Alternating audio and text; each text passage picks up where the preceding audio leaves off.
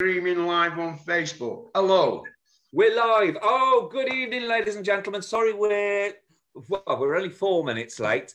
Once again, as soon as Bruce came through to me, the screen froze. So I'm just waiting to see my screen. I know we're live now. So, yeah, we're live. Great. And welcome, everybody. And as promised, we've got Mr. Bruce Jones here. Hang on a minute. I can't see the screen. There we are. We're live on Facebook. How are you, Bruce? I'm fine. How are you, mate? Oh, I'm all right after that little heart attack, but I think viewers are used to it now. Every time something goes like that, but we should be all right now. We're live. Okay, I'm with you. Well, let me just first of all say thank you very much for agreeing to this and giving me your time. I know you've obviously stayed in because obviously you're normally out and about and stuff. Oh, yeah, we're in lockdown, aren't we? So how are you coping with lockdown, Bruce?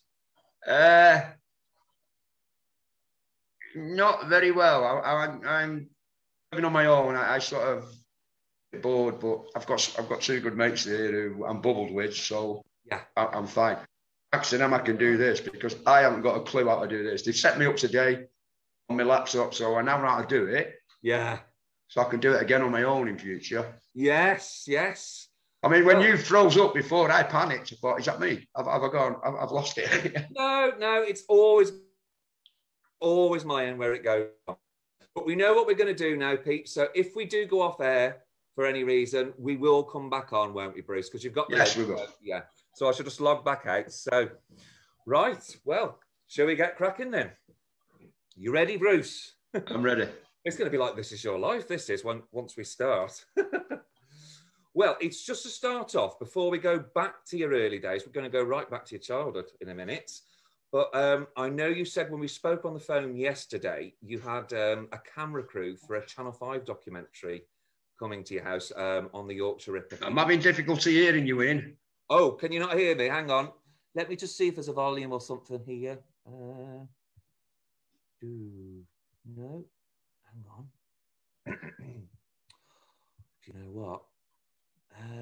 Microphone real tech, yeah, it's all on. Hang on. Sorry about this, folks. This will be my end. Okay, it's on full volume now. Can you hear me now? Yeah, go on, that's a bit better. Oh, good, right, okay. If you can't hear me, just tell me to speak up. Nobody normally has trouble hearing me, you see. Okay. You had a Channel 5 crew arrive at your house yesterday, didn't you, for a documentary? Because I know it's a very sensitive subject, so I'll let you briefly talk about that before we move on to the very beginning of your career. Yeah, so I had a Channel 5 unit. I'd agreed to do an interview with them on very sensitive subjects about the Yorkshire Ripper. Yeah.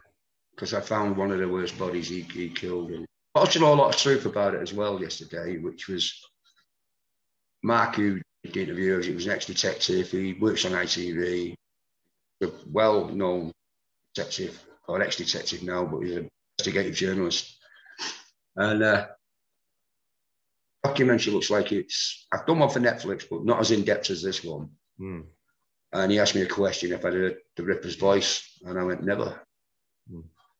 And he said, are you willing to listen to a couple of interviews with him? One when he was arrested and one before. I said, yeah, that's no problem. He said, do you know he got arrested? I said, well, I heard he'd gone round a roundabout, two policemen followed him, stopped at a chip shop, down the alley and dumped the tools. Mm. That was the paper version. He told me the true version. He had a young girl in the car with him.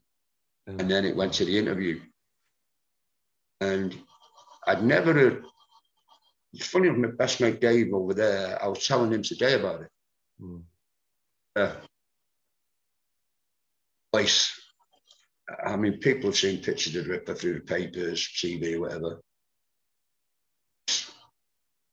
Like a woman's voice, but it was evil. Mm. And they asked him the question. I didn't know there was a girl in that car in the version I knew. This version, she said to him, kill that girl, wouldn't you? He said, of course I would. Why do you think she was in the car? Mm. But then he started this evil laugh. and that did it. I can't do it. I just can't do it. I didn't sleep very well last night. No. So fun now. Fun now, yeah. We'll go to number 2. Okay. Well, that's coming up anyway. So question 2 is, because we're going right back to the very beginning of when you caught the acting bug, which I believe was at the tender age of 5 when you played the wise man in the school nativity before going on to be trained at the Manchester Theatre School. Is that all correct? The young boy in the nativity, yeah. I was always told as a kid that if you do wrong, you get in a lot of trouble. So, and I've lived in Wales till then, and my mother brought us back from Wales and to go to school in England. And I'd been at primary school, and I joined the nativity. Well, I was asked to do a nativity play. And when I finished, I was hearing people clapped. And I remember going off and saying to my mum, "Does that mean you've done good when you clap?" Yeah. And she went, "That means you've done good, son." And that stuck with me all my life. So you love that. It's entertainment for me all the way. People clap, you've done okay. Well, they say once it's in your blood, it never goes. Sorry? They say once it's in your blood, it never goes, does it? No, it doesn't. It's there all your life. It's there. Yeah. So. Okay. Well, after Manchester Theatre School, before you were famous, I believe you actually performed on the club circuit for many years with a friend as a comedy duo called Clark and Jones. Is that right? Yeah. That's what led up to you first becoming a proper actor. Well, I'd done acting years ago, and I was married. No, I didn't say proper actor. That sounds really patronising. Your first major roles and stuff. No, we formed a comedy double act in Clark and Jones, and first 6 months we were crap. Oh, we were crap. But practice makes perfect. Yeah, but then I started writing it, and we started getting comedy from other places. Then we rehearsed in my kitchen and put an act together. And then after that, for 4 years, we got the gold medal every year, top act. Oh, brilliant. And BBC were looking at us at one point, but I don't think I went, but Eddie decided he didn't want to go. Oh, really? It was, but I went, and I found out I'd been to drama school and done night school for drama and stuff. I joined a amateur dramatic group and doing okay in there. I got picked up from after the act to do other things, and it snowballed from there. Eventually, after commercials and little parts on TV, they got bigger. Yeah. And then there's one commercial I did, and Ken Loach directed it. Oh, no way. Yeah, he directed the commercial, and then about 3 months after that, he sent for me to audition for a movie he was doing. Yeah. So I auditioned for that. And after 6 auditions with other people and Ken, called me in an office. He said, "We want you to do the lead role." That was Raining Stones. And from there on, film. I love that film, by the way. That one was European Actor of the Year, and from there on, it just went on and on. Yeah. Well, talking of that film, because, because Ken actually wrote a foreword for your autobiography, but we'll talk about that a bit later. But you were actually presented with the European Actors Award, I believe, for that role. Yeah, we went to Cannes. We went to the film festival in Cannes. It came second.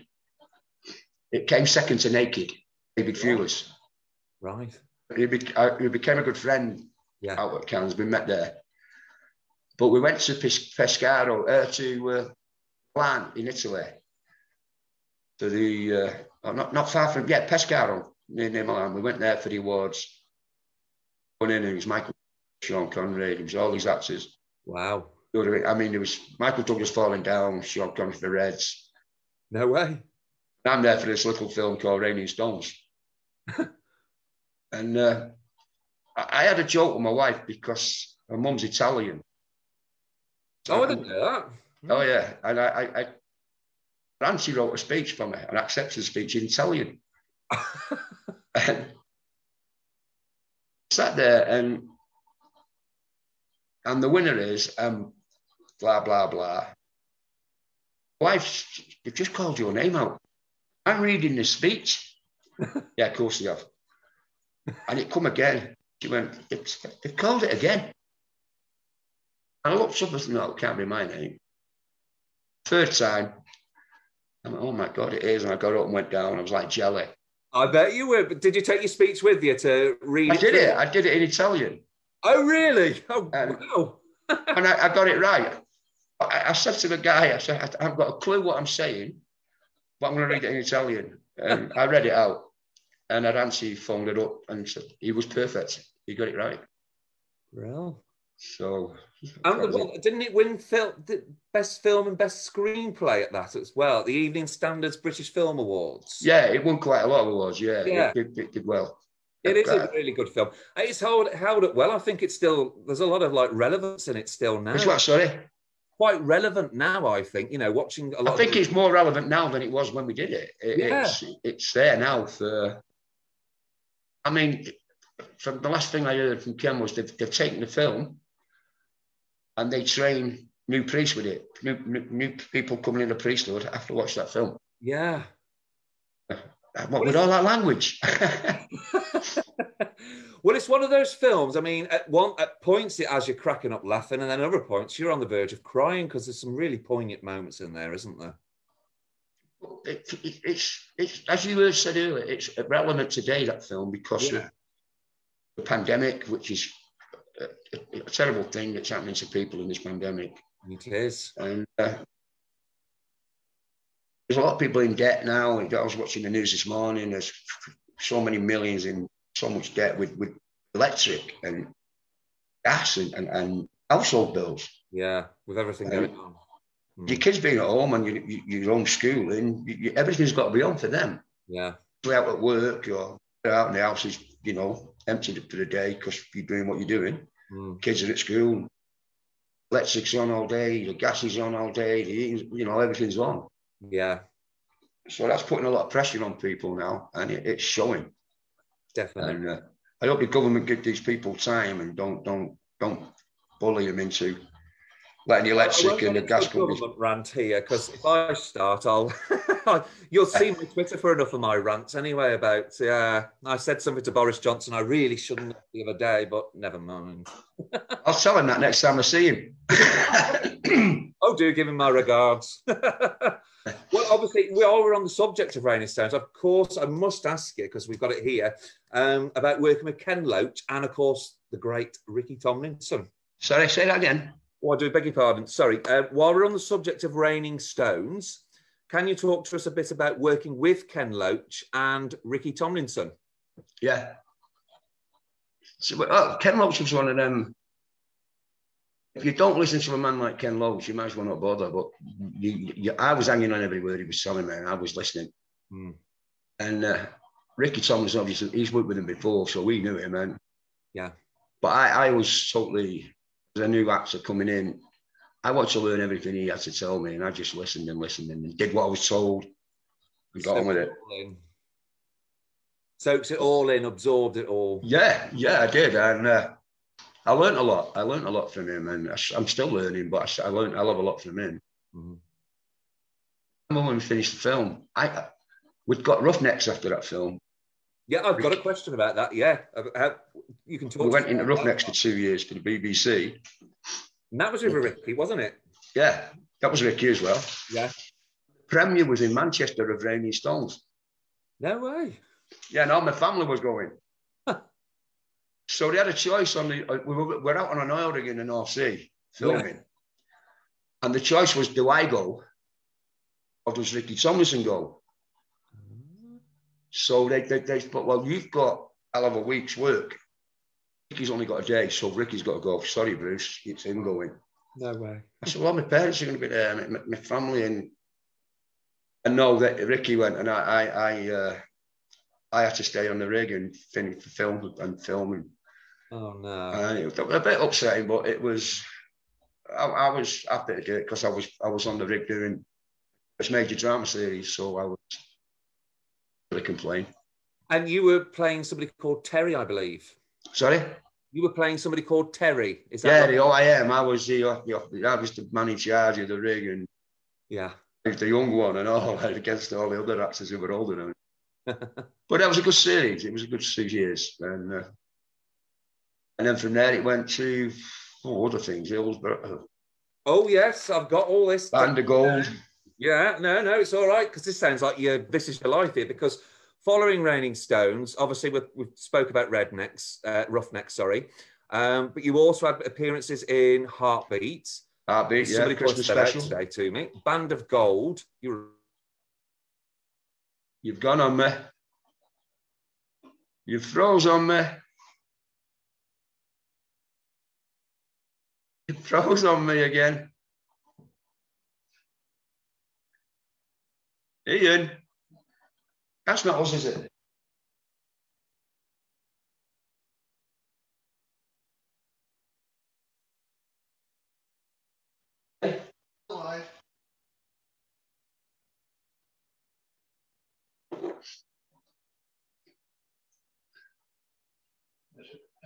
Hello?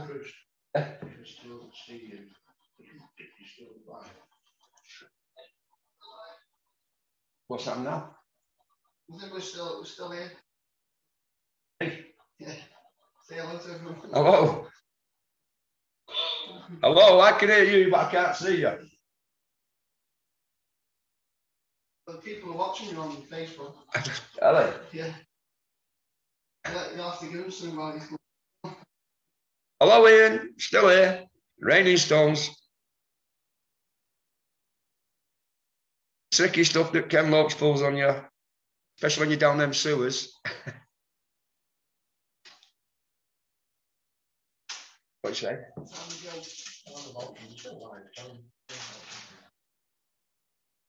I don't know if anyone can hear me out there. I'm just, it's my first time on Zoom, so I'm lost. It's frozen on me again. I don't know what's going on. But mate, I'm sorry about this. It's his end, not mine.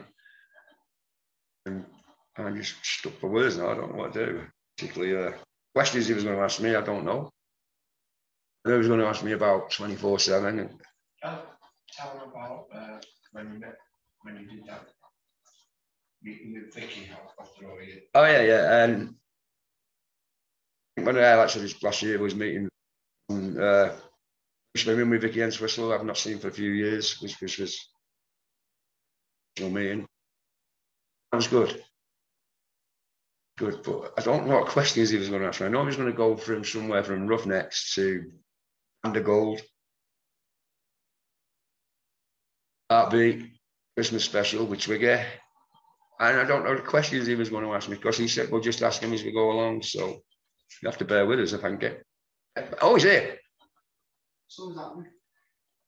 Hello.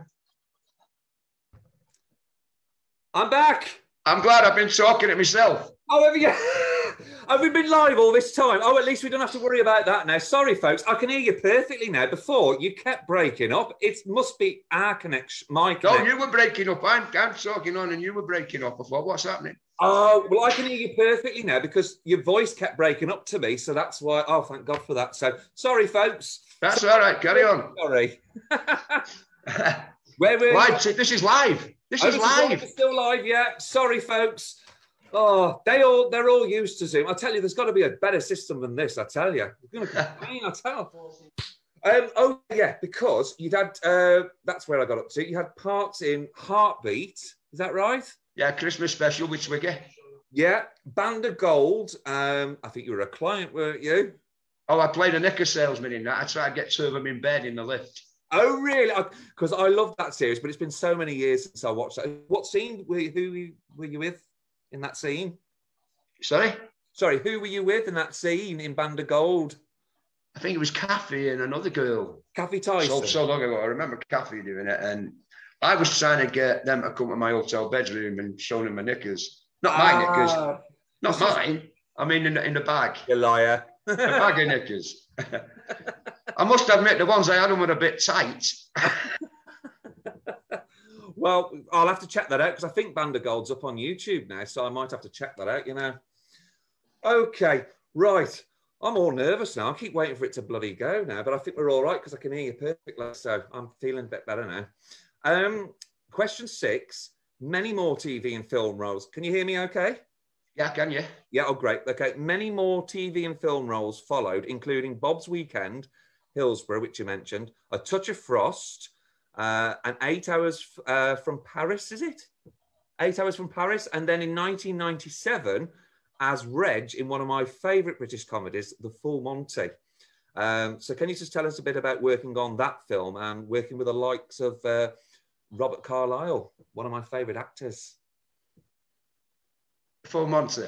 Yeah. I was working, I was filming in Nottingham at the time. Yeah. On 24/7. Oh, that's the next question. Right, I was doing that, and then I got a break, and Bob Hoskin said to me, "You lucky sod." I got told I was wanted in Sheffield, and I didn't know what for. They just give me an address. A car picked me up the next day and took me to Sheffield. And there's Robbie Carlyle waiting for me when I got out of the car, and Van der Gold. I was doing a big cameo in it. Yeah.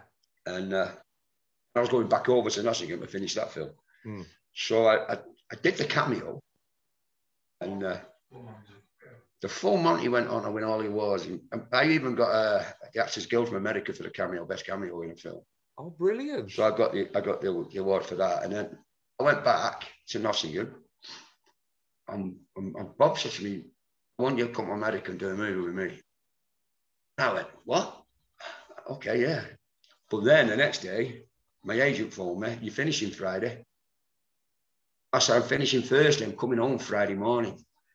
Yeah, packing all my stuff Thursday and coming home. That's me finishing the film. I've done like 6 weeks, and plus the 2 I've done over in bloody Sheffield. I want to go home, see my wife and see the kids, you know. Yeah, of course. And no, you've got to go to Granada. What? You've got to be at Granada at 6 o'clock tonight, Friday night. Why? He said, "I don't know."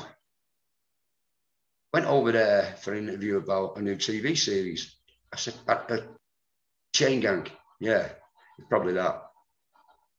So what time have I been Granada? He said, 6 o'clock. I'll be leaving Nottingham about 2 then. So I left at 2, train, Manchester, Granada. So I got to the Alba in Victoria Hotel where I was supposed to meet up with the casting director. It was Judy Hayfield. I'd known Judy for a while because I'd done Hillsborough and stuff like that. And I said, "Why am I here? In Sonic time. And why am I here?" So she said, "I'll let the producer tell you." So I got a drink and a plate of sandwiches arrived. And I'm talking to Judy Hayfield. I said, "This is the Chain Gang. I can tell you when he comes down." Anyway, it got to about 8 o'clock and he still hadn't shown up. I said, "I've got to go home." Yeah. And I said, "We phoned your wife." "What do you mean you phoned me?" "Phone Sandra and told her where you are. And we'll get you a car home. So she knows where you are, so you don't have to worry." I thought, that's funny. Why have you phoned her? You know, what's going on here? Anyway, eventually Brian Park arrived. I sat down, wasn't around the drinks. I'm looking at my watch. I'm not showing him. I've not seen my wife for a while. I want to go home. And, "Oh, no, you're fine. We've talked to your wife. You're fine. Don't worry about it." So he's asking me about films. He's asking me about Rainy Stones. He's asking me about, fine. So I'm telling him, and you know, it's the best film he'd seen. And I thought, well, I had to go and spend 6 weeks in a Catholic church to learn how to do that film. I had to go. I was a Protestant, not a Catholic. Luckily enough, my local Catholic church let me go in and learn. And I did learn for 6 weeks how to be that Catholic. I'm telling him, he went, "Right." And I said, "Well, why am I here? Why am I here?" And he, "Right, we've got this drama series.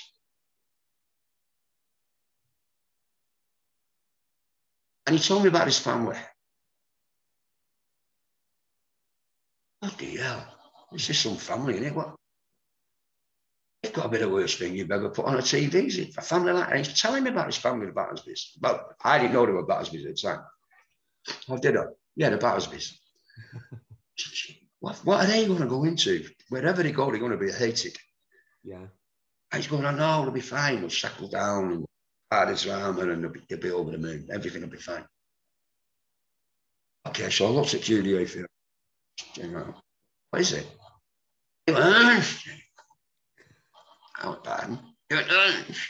And I went, "I can't understand the word he's saying." And Judy didn't tell me. And I went, "What is it?" He went, "Coronation Street. Goodbye. I'm out of here." In there. I'm not playing that family in there, no. No. And we talked about it, and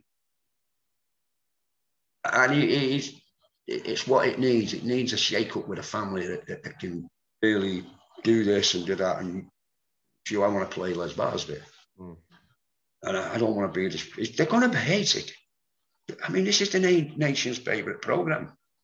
You're going to throw the Beverly Hillbillies into Coronation Street, and you're going to expect them to. And it was getting late, and you said so I ended up signing a contract. I got home and Sandra knew where I'd been. She said, "Did you sign?" I said, "Yeah." Okay, she said, "Do you know what that family is?" I went, "How come you knew when I die I have to wait?" And she said, "Well, I don't know about it." She says, "But it's up to you." And I went, "I'll do it now." And then I'd asked if they've got the wife and the kids. He went, "We've got one kid and the wife. We've got them. Well, we're looking for another girl for the daughter, who eventually we got." And we started working. I remember going in the green room and I'm like, "We're going to be hated." And they didn't know what we were going to do. And we were looking at each other. And I remember when we hit the screen, we arrived like the Beverly Hillbillies, all that junk on the top of the car, the trailer. And I remember saying to Vicky, I said, "Beverly Hillbillies at Coronation Street, you know that, don't you?" But after 6 weeks, people were still having goals at us in the street. I couldn't go shopping anymore with my wife because you get out of that show, you're nothing but riff-raff. We don't want you. We took abuse for a year. And it was getting really, really bad. But I didn't know my 1 year contract was a 2 year contract. It rolled on.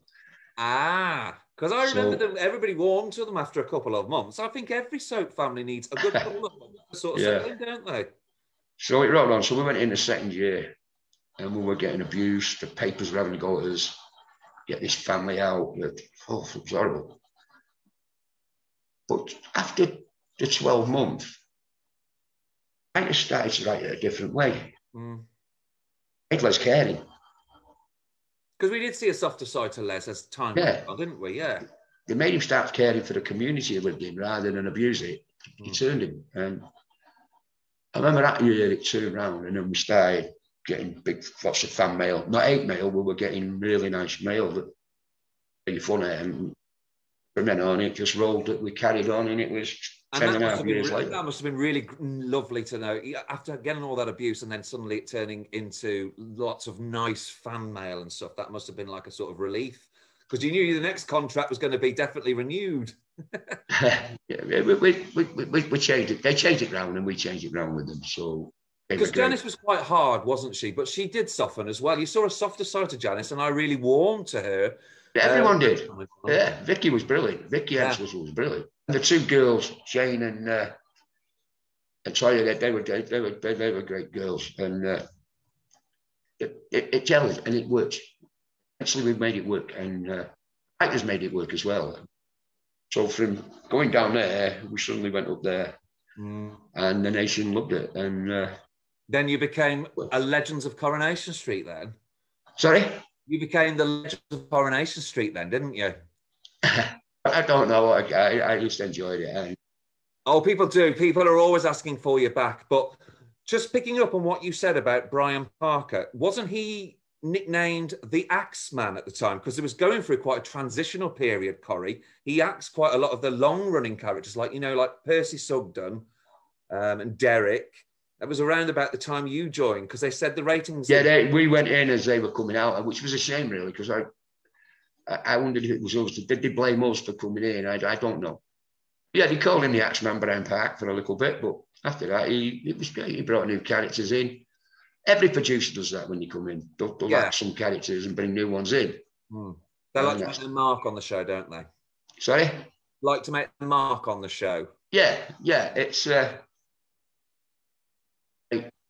his producer in Kieran Roberts. He was brilliant. I mean, he did Emmerdale for a hell of a long time and then come over to Coronation Street. He was brilliant. And it was great. Oh, I'd spent over 10 years. Because the ratings had fallen, hadn't they? And that you were sort of brought in to help boost the ratings, and that was. I think we did. I think the Battersby's in the end boosted them really big. So they did. I think it was, what's he going to do next? Yeah. I mean, I think within the first couple of months, the whole residents were trying to get rid of them, and you headbutted Curlie. Can you remember that scene? The which one? You Les Battersby headbutted Curlie. That was in the first. That was in the first few episodes. I was at the first few episodes. Oh God! So they made their mark straight away already. Then, yeah. I mean, when he tried to piece the cobbles out the street, you know, who'd come up with that idea? And when I went through the lofts, putting Playboy magazines behind Emily's cushions, and Ken Barlow was finding them, and yeah, and then it was all, you know, and it became fun, you know. Yeah. We need that bit of comic relief at the moment, don't we, in Coronation Street? I think.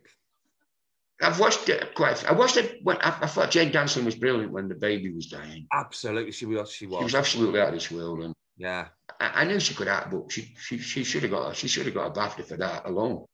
She was that good. There's a lot of people tweeting about that and on Facebook saying how great she was. Yeah.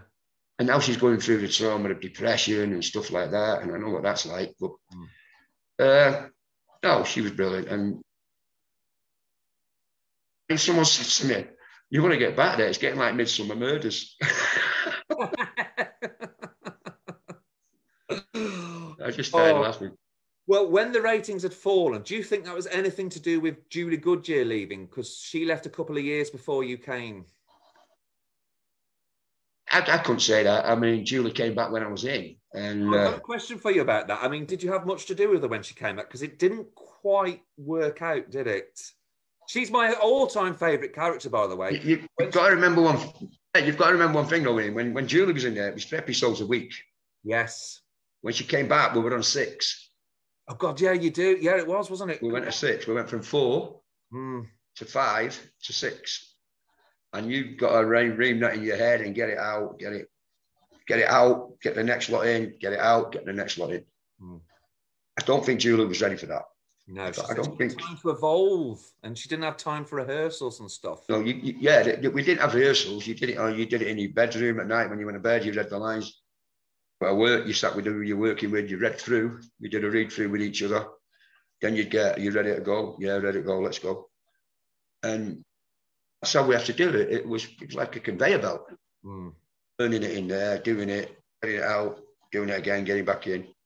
I mean, I remember one day walking on, you took your scripts on set with you. And I remember having about 15 of them all folded up, ready to go. Put them on the back of the stairs where they can't be seen, read it, sit down with everyone. Right, we're ready to go, put that away. Do the scene, rip that, throw it on the stairs, get your next one. Do that with everyone. Blah, blah, blah, blah, blah, blah. Do your scene, rip that. You're off. Got a couple of scenes now. Back to the green room.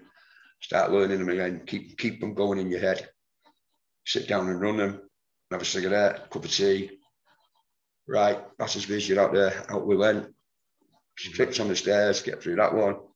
That. And that was like you did all day long. Lunch. But when you broke for lunch, your scripts were at the side of you while you're eating lunch. You didn't. If you had that sort of day, there was no banter. You just had to keep going through it and learning it in, learning it in, learning it in. And whereas on a film, cut.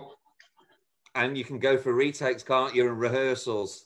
Yeah, there's none of that. So we got used to it. We actually got used to doing that. And I remember Vicky and myself used to get, if there was anything wrong, get called in on a Saturday.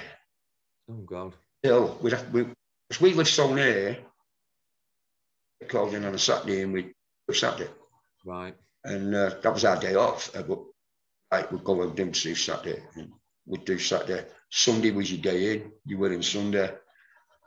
And you're thinking, how can I get a day off soon? And you know, if there's someone ill, you have to cover each other. And that was the beauty of it. Every actor in there was so brilliant at what they did. They'd cover it. If there was somebody, if you were ill, they'd cover. Scenes got brought forward. So all of a sudden, what you'd learned that night, forget it. You've got to start learning again. Go on and do that. You know. So there was obviously great camaraderie. Is that the right word? Camaraderie with between all you and the cast and stuff. I mean, the whole cast. You all supported. The cast were unbelievable. The crew and the cast worked so well together. Relied on each other, and you know, I think that's the secret of the street, is the cast and the crew. There's no differential between them and you. They're part of you. Without them, you can't do it. No. And without you, they can't do it. But it became like a brotherhood, a family. And the actors, it was not me and them, or them and us. You were a team. We were all together. Yeah. Family unit that's made it work. That's the one thing you see, how close the cast and crew really are. Without, you know, it's beautiful. The party they came, we was invited wherever we went. They were part of us. You know, as I said earlier, it's not them and us, it's all of us. And that was the beauty of it. And I think that's what kept it going.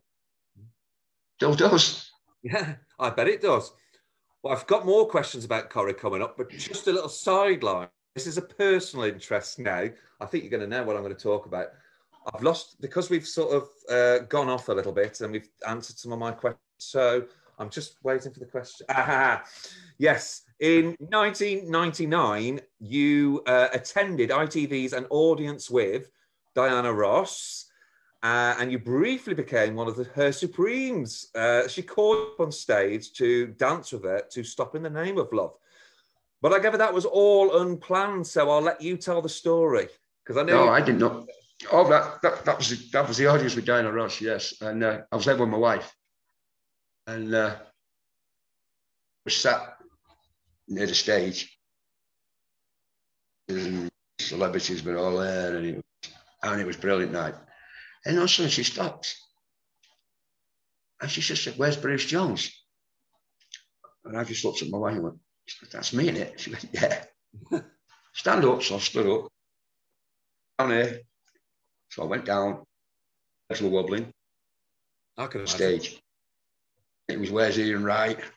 So the guy, "There's Atrium Steps." Got us all on. And then for Chris, stand there, you stand there, you stand there. And then she said, "Right, we're doing Dance with Me." I'm all right. Once it started, it was great. It got involved and it was really good. That's an experience. Well, you went backstage afterwards to meet her, didn't you? I did. I went backstage and met her after, and her husband and the kids, yeah. And my wife went backstage. Wow. And she was lovely, wasn't she? I thought, oh, this is it. I'm on some stage with Diana Ross. Well, I thought it was important to let everybody know that she was lovely to you, because lots of people, you hear these diva stories and stuff. So sorry, say that again. Sorry, you hear all these stories about her being this difficult diva, so that's why I wanted to sort of emphasise that she was perfectly nice to you. No, she was lovely. Yeah.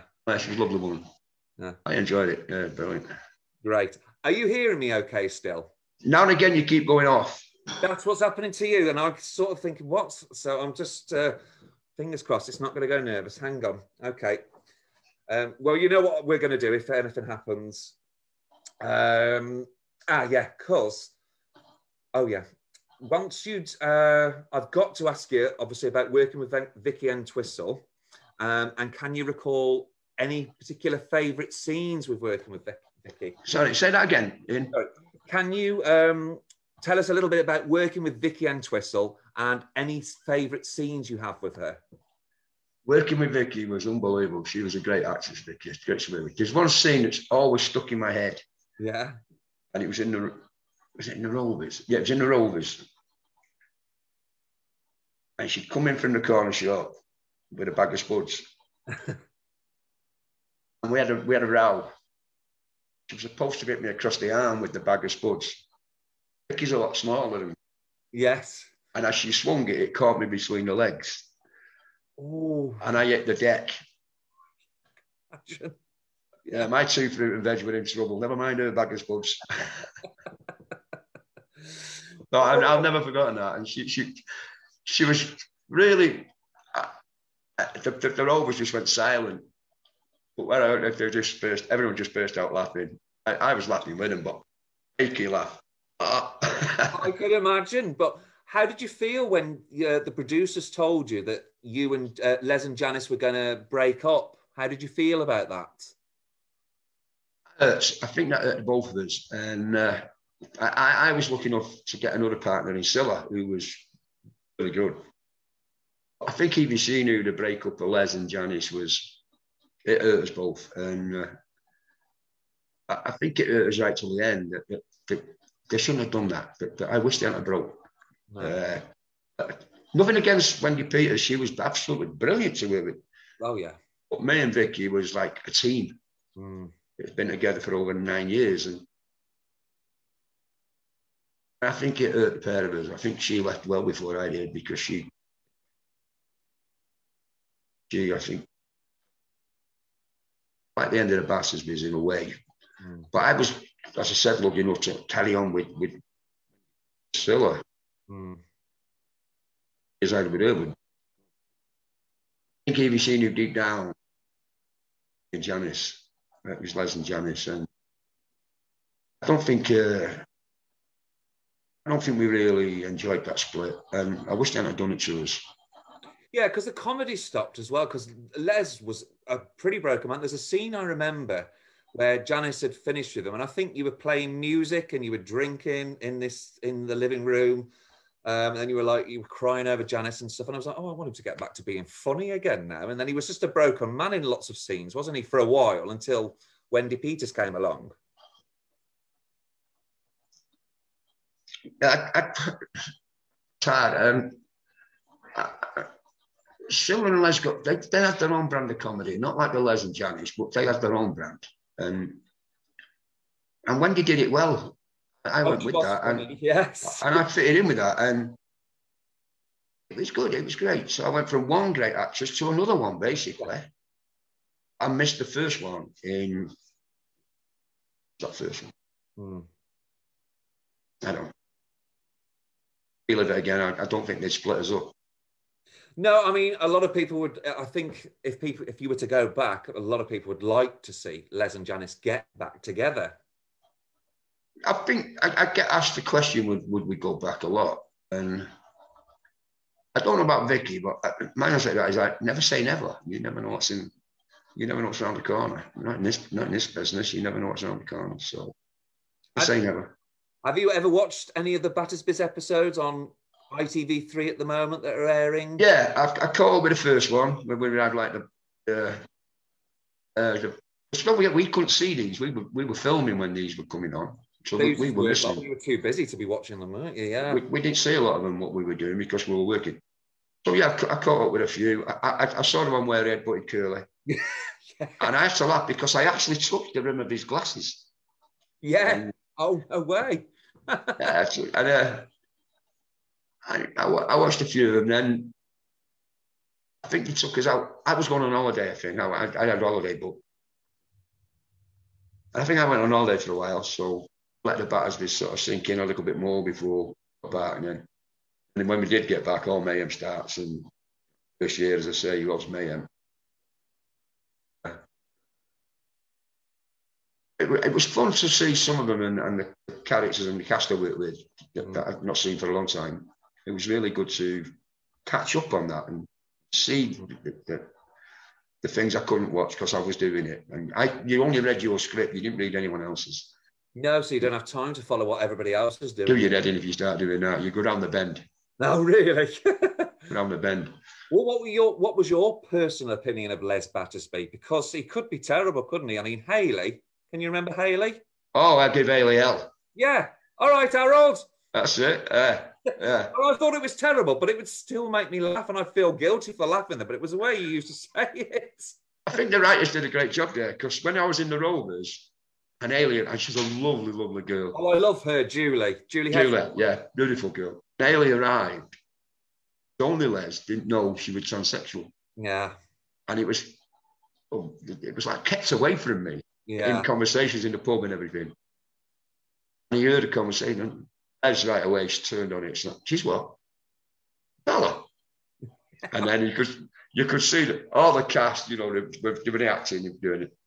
They'd all go like that, oh no, found out. And the next minute, she walks in.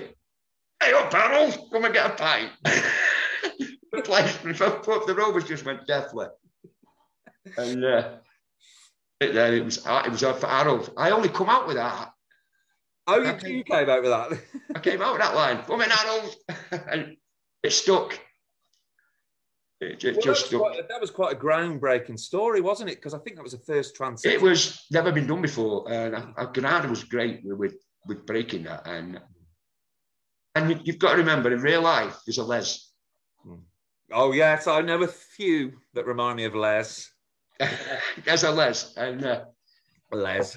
So Les had the job of, "Hiya, Harold, you know, which toilet do you want?"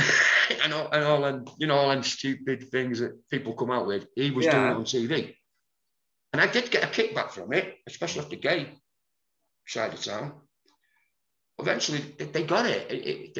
There's a Les everywhere, and this is what these people are going through. And I think Granada did it great, showing that yes, there is the idiots like Les who will have a go at these people. Of course, and in real life, I'd never do it, but Les was reading the script. Bruce was reading the script, Les. So I gave her hell. I actually, in a little way, Les was always there for her. She got in trouble a couple of times, but Les was there. And Alien Les, eventually they got on. Yeah, I thought they softened towards each other. Yeah, they softened towards Hayley. He started to protect her. He was still having the banter with her in front of everyone. She now knew it's just Les. It doesn't mean a thing. And if anything happens to me, Les is there. And he wouldn't let anything happen to her. He's banter, and no one else could say to her what I was saying. He wouldn't have it in the show. Yeah. With that, the gay community got on to me. They decided. Well, you'd say to them, "I'm an actor, for God's sake. This is not real." Yeah, but everyone thinks Coronation Street is real. Don't forget that. Oh, I know. There are people, when I see comments on like YouTube and things, and I think, oh my God, they think it's real. They really do. It's quite scary, actually. So I imagine, did you get abuse in the street for that by anybody? Sorry? Did you ever get any abuse from the people in the street because of the way you treated Hayley at first? When it first started, I did. I a girl alone and some shout things at me. And as I said, eventually he became a way of protecting her. He could say things to her, but no one else could. No. And Hayley knew in the show, she knew that Les, if she had any problems, it'd be Les she'd turn to. And it'd be Les who would sort it out for her. Definitely. Banter with her. So that came across that Les was after her, basically. Yeah, and he had a heart. Then he had a heart underneath. He did. He eventually the storylines went with him for the street accepted him. The Coronation Street in the street accepted Les. He was. He could be a pain in the ass, but he's someone you want on your side. Yes. And he became. Don't want to go on the wrong side of him either. No, he was one of them. He protected people in the street. He became. And then people got to know him, and he was just a daft bloke. He was just say what he says, get on with it, and up yours. That's the way I feel. I don't care about you. He wouldn't hold back. He would just let it all out. He'd say what he thought. That's what I loved about him, though. It was just like, well, do you know what? At least you always know where you stand with him. I remember when Fred and Fred Elliott. Fred Elliott and Roy Cropper. Yes. We were doing these big scenes about. Now, they didn't want me. No way did they want Les involved in this. They tried to keep it away from me. He's in the Rovers. And you know how loud Fred could be. Yes. I'm a royalist and you can be a roundhead. And that's it. It was about the royalists and the roundheads, Cromwell. They were having this big backline happening. Oh, yes, yeah. Right? So I stepped forward. Oh, I know all about that, King William. These funny hats. And I come up with something totally stupid. And Fred, Roy, Cropper and Fred tried to shut round on me and shut me up. I didn't know what the hell, Les didn't know what he was talking about. It was the scripts I'm reading. Yeah. I mean, I know about Oliver Cromwell and the Roundheads and the Royalists, but Les wouldn't have a clue. No. And he gets it totally wrong, but he's got to be at that battle. And they do everything in their power to keep him away from it. Yeah. We do. And then we went to the races one day, Fred, me, a load of us, in the street. And I looked like Del Boy. I had a camel coat on and a flat cap. And I caused havoc at the races. Oh, God. Everywhere Les went, it was havoc. It was just funny havoc, though. It was Les, just being Les. Well, do you know what one of my favourite scenes is? I'm sure it's one of yours. I've got to mention it because a lot of people have been talking about it because I put it up the other day. The Status Quo episode. The what, sorry? The Status Quo episode. The which one? Status Quo. Oh, that is. I went to see Status Quo at the Old Inn in Manchester. And I'd gone in, IP. I met their manager and I said, what time are they on? And he went, you might as well have a pint in it until 8:30. 8:30 says 8 o'clock. Oh, he said, they won't do it till they've watched Coronation Street. Oh, he said, in fact, come on up, I'll introduce you. They love Les. I thought, what? So I went up. And about 6:30, 6:20 when I got there. Thinking they were on early. Nope. So I went in the dressing room and met them. And talking to Rick and Francis, and says, it true you won't? Well, she also you watch Coronation, not missing you, Les, for loving the money. And I'm stood in front of Status Quo, one of the best bands in the world for my money. Yeah, of course. And we had conversation, and all of a sudden, right, everyone, you must leave. And I went, why? What's up? To me, what? No, 7:25.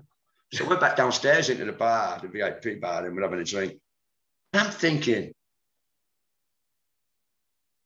the manager coming in, I said, everyone's got to be out of that room while they watch Coronation Street. Yeah. Loud in. I said, how long have they been doing this? He said, they've been doing it for years and years. They're ardent fans of Coronation Street. That's why they won't do a show the night they're on. Coronation Street's on TV. Coronation Street's on. So I got thinking about this and I went, that's amazing. A top band like this. And I went back to work on the Monday. See, producer. I said, you're not going to believe this. And I told him about start a show, so we'd watch Coronation Street. I met them on Friday night. And he said, all right, that's great news. I said, yeah, just thought I'd let you know that best bands in Britain work until we watch Coronation Street. 6 weeks later, he sent for me.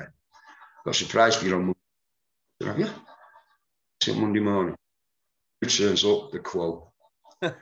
Whoa, yes, they were in the show. And what did you think about them beating up Les, though, before they performed at his wedding? They loved it. I think that was the highlight. I mean, when I got them to do the wedding and through the beating up, I got. Yeah, and then you were all dancing. Yeah, all friends. I was gonna sue them if they didn't do the wedding, but Siller and Leslie's wedding. Oh, yes, yeah. And before we married, we're up in the hotel room where all the presents are.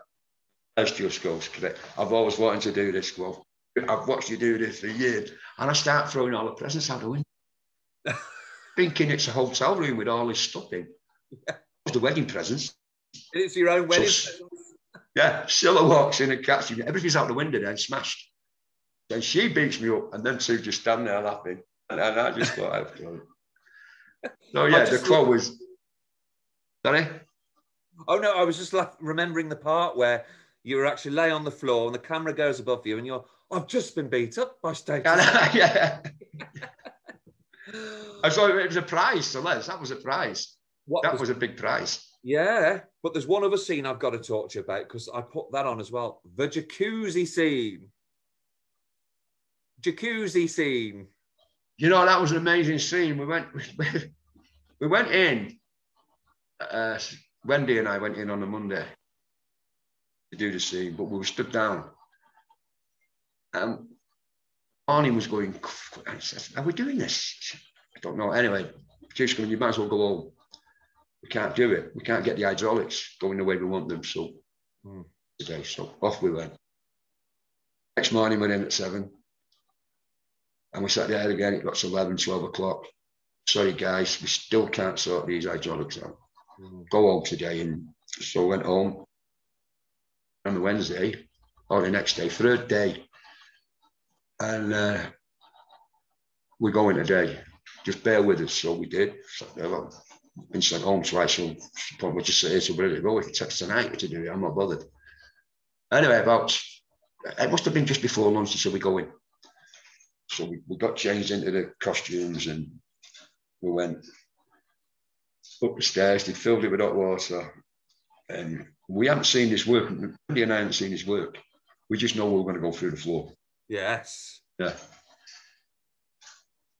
We got in the bath, pizza, candles, in the jacuzzi and everything. We were enjoying it. And then the dog lets loose. He jumps in. You heard a ceiling crack. Yes. Go get out of that jacuzzi. The dog went out. Really? Goes through the floor, crashes down. Kirk and Ollie downstairs come running in. We run down the stairs with the dog and get back in the jacuzzi. Like you've already been there. Because I kept thinking, surely they would have hurt with that. Like that would have killed you if you'd have come throwing that back. Yeah. It was all done on hydraulics and cameras and whatever. So we run down and we jump back in the jacuzzi and sprawled out and looked like we'd come down in it. But that's one of the best scenes. I really love doing that scene. That's an iconic scene, one of the funniest moments ever in Corrie's history. I think it will. I think that'll stand the test of time, that scene, forever. Oh, definitely. I mean, I put it up yesterday. I think it was about 18 years ago now or something like that. Or 17 years. Yeah, it's probably that long. Quite a long time, isn't it? But I remember it airing and we were all laughing about it at work the next day. So, okay. Well, here's another laugh for you because after Corrie, you then went into, God, this must have been surreal, Celebrity Big Brother.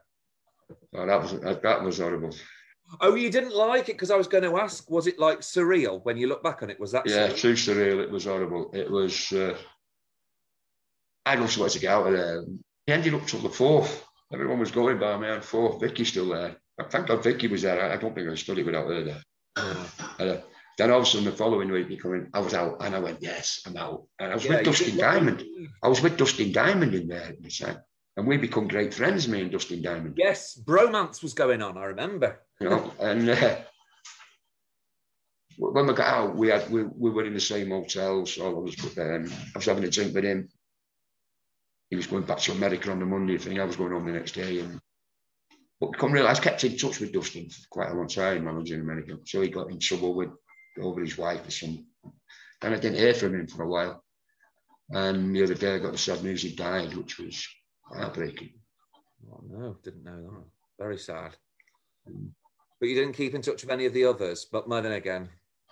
Sorry? Did you keep in touch with any of the others? Yeah,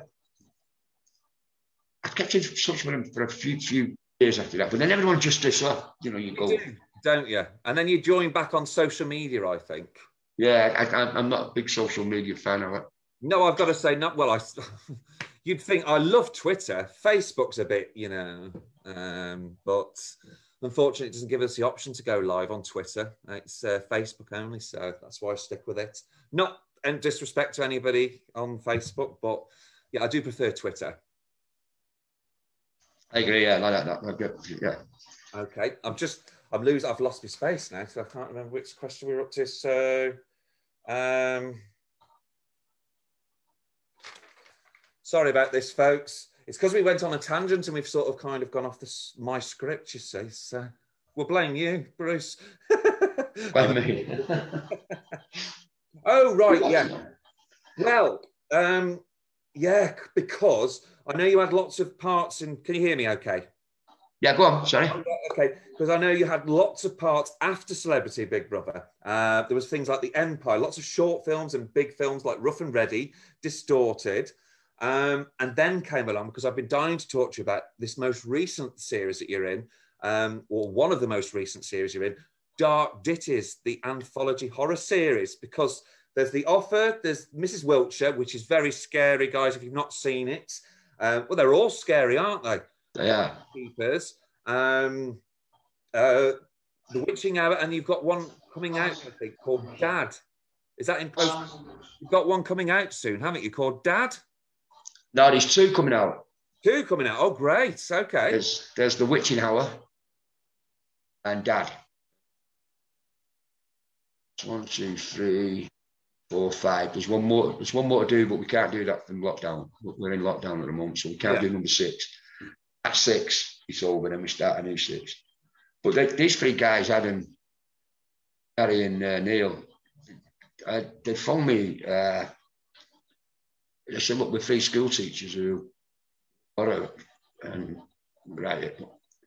like an actress who could play some parts, but we can't pay big money, you know, obviously we're a new company. I said, okay, fine, I'll come along and see what you're doing. I went along and I believed in them right away. And I joined up with them, and they said, look, we can afford your accommodation, we can afford this, but as for massive big wages, I said, no, forget that. Let's make the movies and see what happens after you make the movies. See what happens then. Just forget the money. Let's get on the road. And it's still the same deal. And I don't to them or anything like that. I just love being with them and then working with them. For Mrs. Wiltshire, I got nominated Best Actor. I'm not surprised. That is a very scary role you've seen. This is a scary show. Much more scary than Les Battersby. It got best film, best directing. But there's a big multi-million film in front of us, so they had to have some. So he got Best Actor. I'm not talking about that. Then we did Finders Keepers.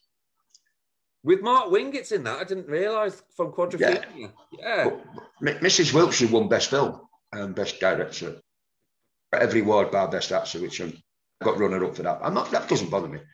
Then we did Finders Keepers, which was a different take on it altogether. Yes, I like the curly wig, by the way. Yeah, he made me wear a wig in every. Yeah. Wear a wig in every one of them. Take that Les away from him. Let him yeah. And Finders Keepers went a different way. It was about a guy trying to steal. Guy who in charge of all the evil stuff. And that's got this guy and his brother find him, and then it's what happens when they find him with this briefcase. Then it all happens after that. Yeah. Then it goes from there to the one coming out next, which is The Witching Hour, which is I play a gay medium in that one. Okay, God. Yeah, okay. A million miles away from Les. Yeah, a million miles. Everyone's a million miles away from Les. So, and it goes from there to frightening again. There are some comedy moments in there, though, aren't there? I did get a chance for comedy, yeah. And, yeah. But he's also serious. Go on, sorry.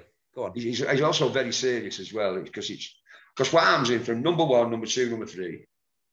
The person I paid in number 1, Wimmer, he's in number 2. The person I play in number 1 and 2.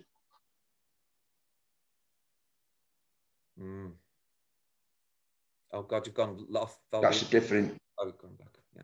And next to Witching Hour, there the 2 people I played in the first 2 are women in Witching Hour.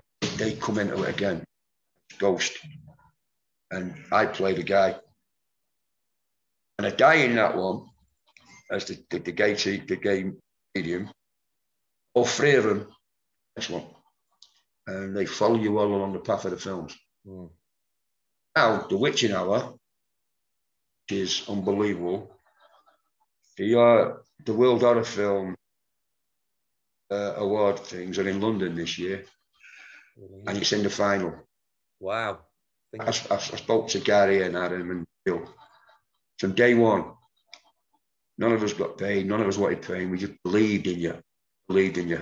Now look where it is. You've done it. You do it with love and the passion, don't you? And if it leads somewhere, and it has.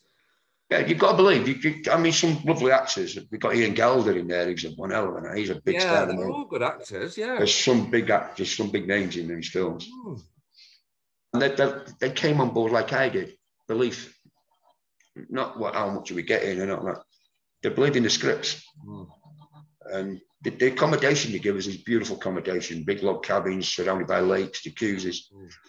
That cost a lot of money. So you either have that or you stay in digs that you don't want to be in. No. And take a wage, but no, I'd rather have the good digs and food and enjoy transport back. It was never about money with these people. It was about belief. If a lot more people had belief, I think a lot more would get done. And don't know what we're going to do after lockdown. I don't know what's going to happen after lockdown. I don't know. I don't think anyone knows where the arts is going to be after lockdown. I don't know where. Yeah, it is worrying, isn't it? Yeah, I don't know where the industry's actors have left the industry now and gone into, well, whatever they could. Yeah. Are they coming back? Are they going to chance this again? Yeah.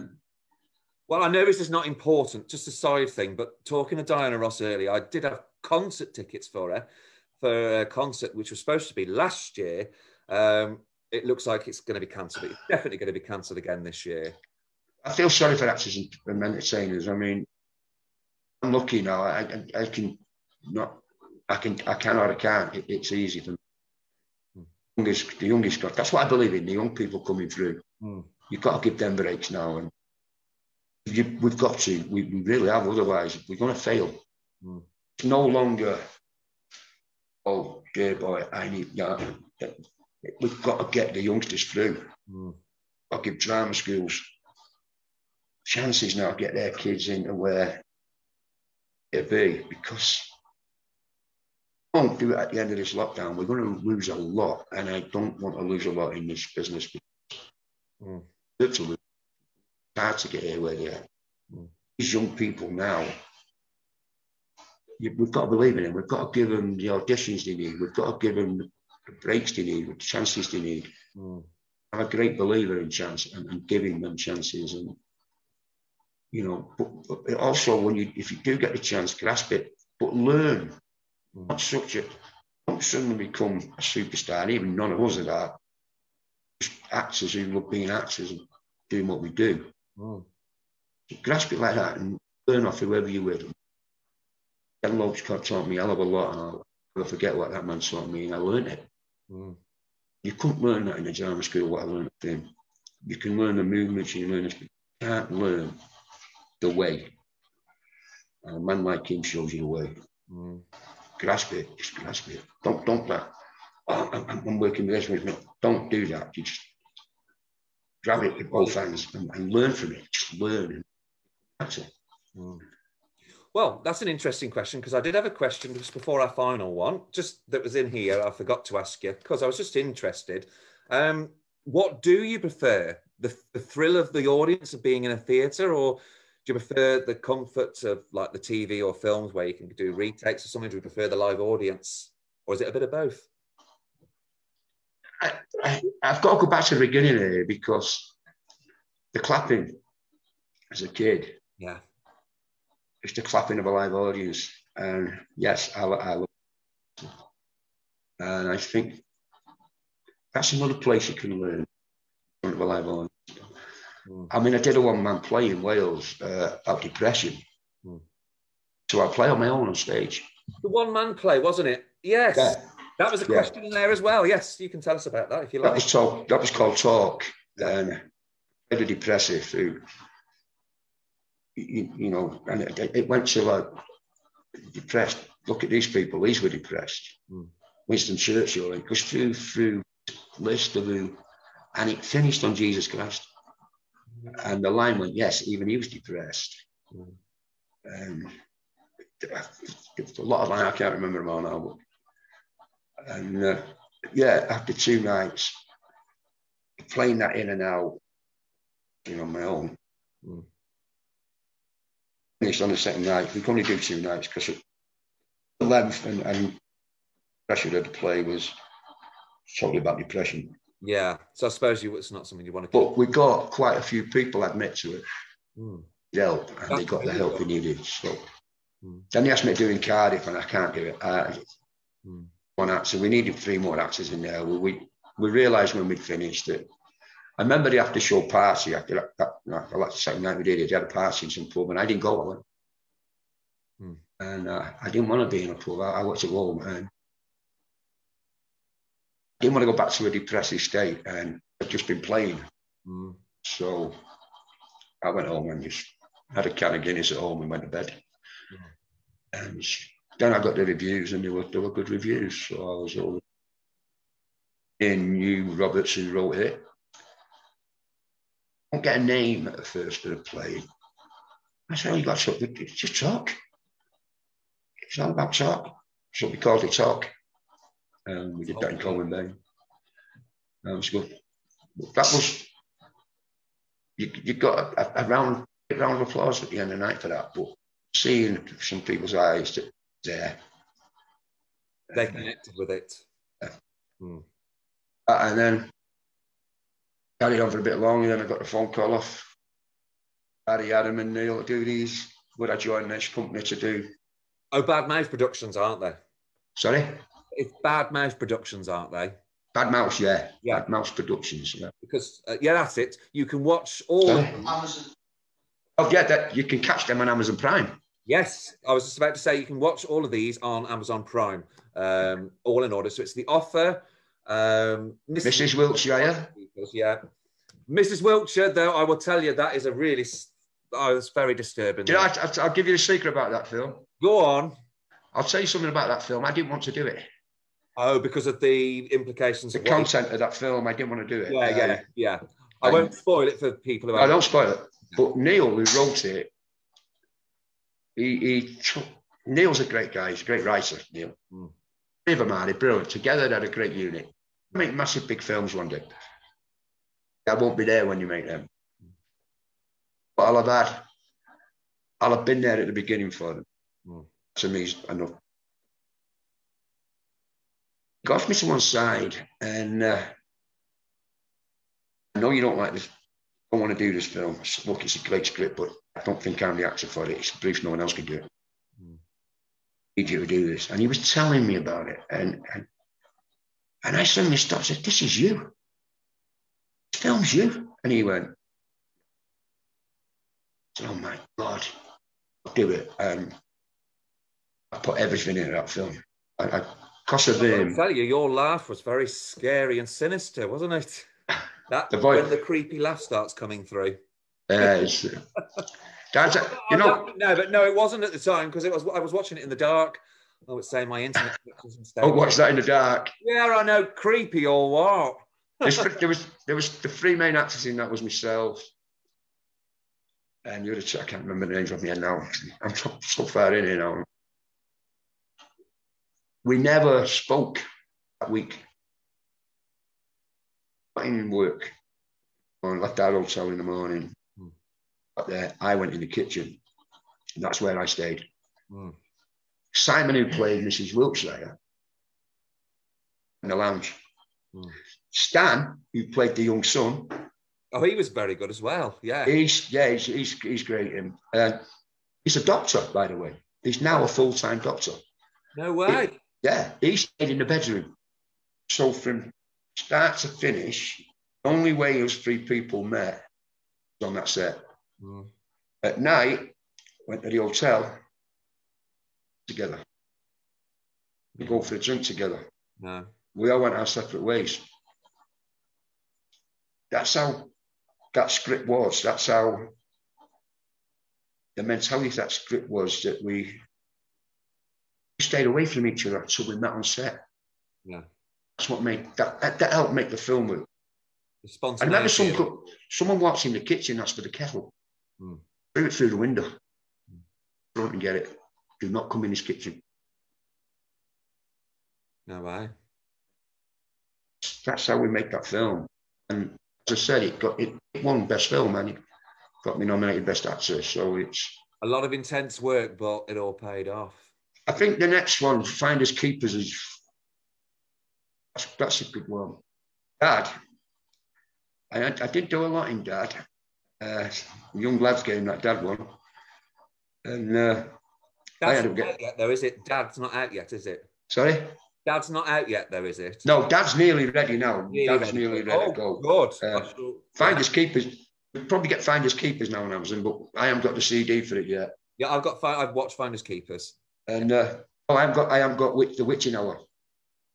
Oh, it's on Amazon Prime. The Witching Hour is on Amazon Prime. I haven't seen that one yet, but that one, okay. that's the one that's in the final for the best motion picture horror film.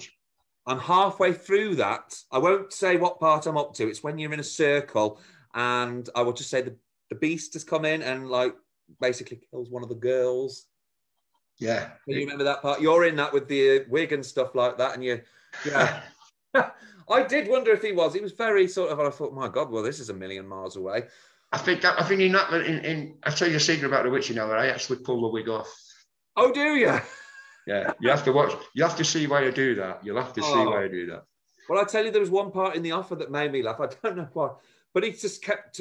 Your character kept turning around to the camper guy and saying, "All right, Dorothy, keep your knickers on." And I just thought, that could be Les. And that was the bloke.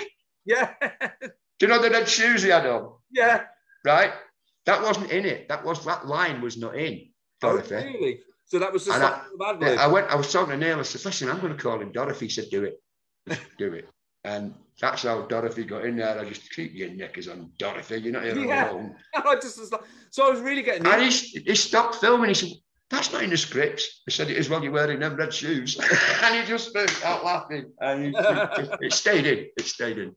Well, it's like you said. I thought at first, I mean, it was quite like light-hearted. I thought, this is going to be funny, but I knew there was going to be some sinister turns. And then, of course, I don't want to give too much away. Don't give too much away. Yeah. So but I knew that it was going to take a different sort of turn. So this is really worth watching, guys. The Offer, start off with The Offer. When I'm on Amazon Prime, it just tells you to go to the next episode. Anyway, so that's how I've been following them. So when it comes to the end, I've just clicked next episode. So Amazon Prime, guys. Well, there's just one question left. Are you ready? Can you hear me still okay? I'm glad about the one question left because I need to go to the toilet. Oh, right, okay. Well, I'll be very quick. Just wanted you to sort of give a shout out to your autobiography because it's got forwards from Ken Loach and Status Quo. Yeah. Yeah. So where's the best place to get that? Like Amazon?